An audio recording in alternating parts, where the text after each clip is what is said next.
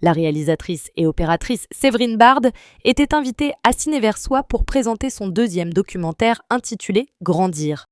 Elle a suivi des enfants pendant les 4 premières années de leur scolarité, une période où ils découvrent la collectivité, affirment leur personnalité et apprennent à composer avec les autres. Un tournage lors duquel la réalisatrice a été surprise en suivant l'évolution de ses enfants.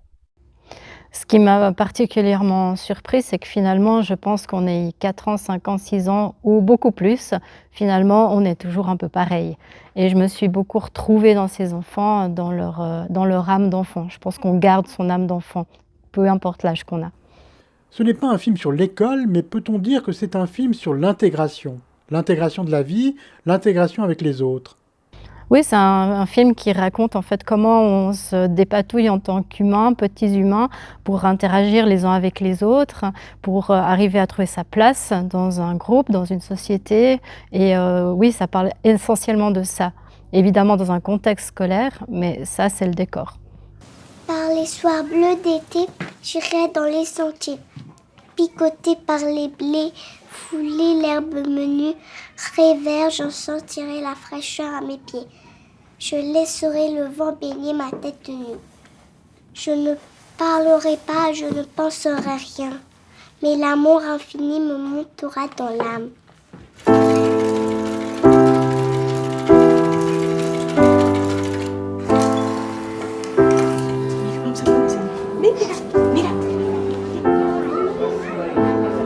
Regarde, qu'est-ce qu'il y a pour toi?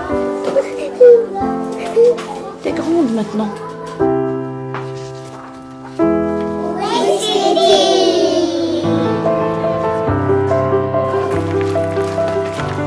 On est les plus gros, on dirait.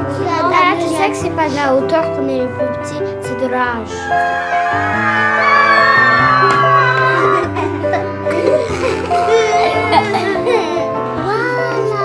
On doit apprendre. Bien sûr, on doit apprendre. Oh là là. Ah, j'ai compris.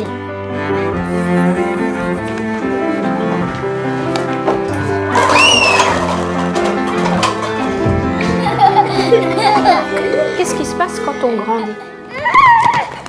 Vous dites que le sujet de ce deuxième long métrage n'est pas si différent du premier que vous avez réalisé, celui consacré à une personnalité genevoise, Greta Gratos, une figure féminine interprétée par un homme. En quoi le sujet n'est pas si différent? Il s'agit d'humain, il s'agit de soi, de son identité, qui on est, d'essayer de s'interroger à tout moment, à toute minute de la vie, qui on est face aux autres. Vous avez tourné ce film à l'école de Châteaubriand, située dans le quartier populaire et multiculturel d'Epaki. Qu'est-ce qui vous a décidé à choisir cette école? Ce qui m'a décidé de choisir cette école, c'est l'enseignante Nahed Gadzaoui, qu'on voit tout au début du film, la première qui a les enfants, suite à des discussions qu'on a eues où elle me parlait de son travail, de sa relation aux enfants. Et je me suis dit, suivre cette classe, une classe avec elle, ça serait vraiment une chouette expérience. Pour filmer les enfants pendant 4 ans, il vous faut des autorisations des parents. Certains ont-ils été réticents? Et comment s'est passée de manière globale cette démarche? Alors effectivement, il faut des autorisations, sans ça on ne peut pas tourner, c'est normal. En fait, le directeur de l'école a organisé une rencontre avec les parents donc en juin, avant la rentrée d'août, des futurs enfants qui allaient entrer en 1P. Et on a exposé le projet avec la production aussi. On a discuté avec eux, on leur a expliqué ce qu'on voulait faire et voilà. Et eux ont eu la possibilité de poser des questions. Mais finalement, on a été agréablement surpris d'avoir assez vite l'autorisation de tous les parents. Et c'est resté tout au long du processus des partenaires. Votre papa était un célèbre réalisateur à la TSR, aujourd'hui RTS. Il était également membre de Ciné-Versoix. Est-ce à cause de lui ou grâce à lui que vous avez embrassé cette carrière? C'est clair que ça faisait partie de mon décor à moi, enfant. J'ai été beaucoup avec lui à la télévision. J'allais soit sur le plateau quand il réalisait des films sur le plateau, ou je suis partie aussi en tournage avec lui. Donc c'est clair que ça faisait partie du monde qui m'entourait. Après, j'aurais pu partir dans une autre direction. Ils ne m'ont pas obligée de faire ça, évidemment. Oui. Mais c'est clair que j'ai été nourrie par ça et que ça m'a marquée.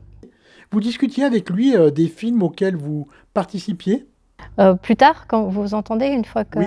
oui, je pouvais en parler un peu, mais surtout, quand j'étais enfant, en fait, on discutait beaucoup quand, j'avais reçu un petit appareil photo et quand je faisais une photo, on discutait beaucoup avant, de où se trouvait la lumière, comment cadrer et cetera. Donc, mes premiers cours, on va dire, de cadre et de lumière, c'est vraiment à travers lui que je les ai eus.